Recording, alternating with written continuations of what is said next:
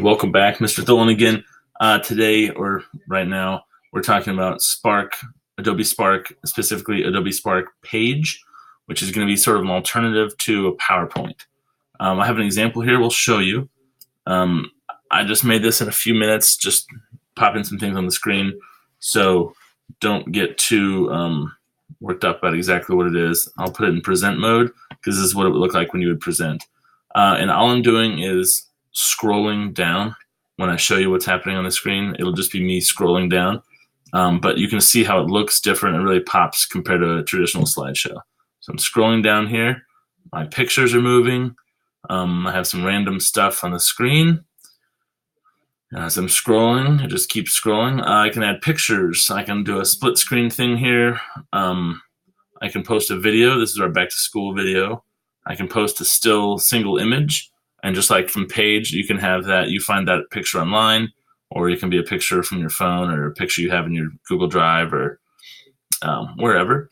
I can also post a series of pictures like these ones of Union High School that I posted here. And I can add text. I can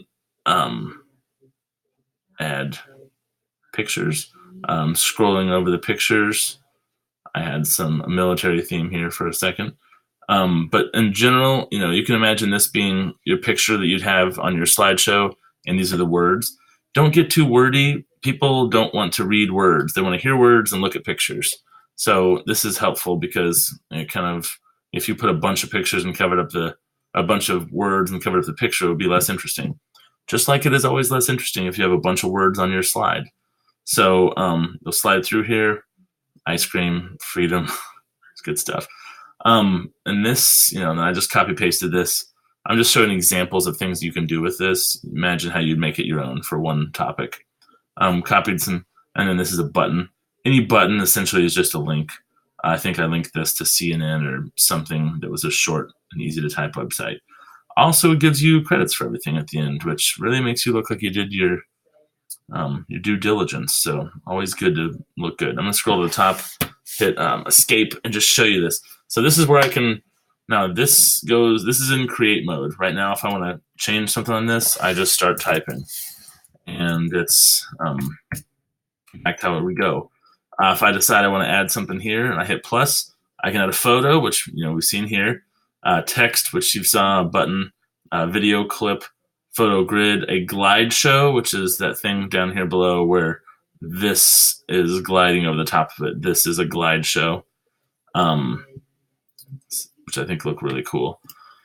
And then a split layout. So the split layout we have at the top here. If I want to switch sides, I can do that with a click of a button. If I want to decide that tubas aren't cool anymore and I want to replace this image, hit replace. I'm going to do something that's even cooler, like a clarinet. That's necessarily cooler, but it's an example. I played the clarinet in high school, and it's, tubas are cooler probably. Anyway, we're off track. This is the things you can do here. So just get creative, present with this. This is way cooler looking than a traditional slideshow, and I would argue easier. So, this is the glide show. You pick a picture, you add some words on top of it. It scrolls along. Use this. This is pretty cool. When you're done and you decided everything is cool, I'm ready to share it. You can publish it and share the link directly to Google Classroom or wherever you need to share it. And then when it's time to present, you just pop this link up and then hit present. Easy as that. And then anytime I want to go back to my main page, this was where that presentation was, my page, my posts, and then we'll do videos here next. So that is that. Adobe Spark Page. That is that.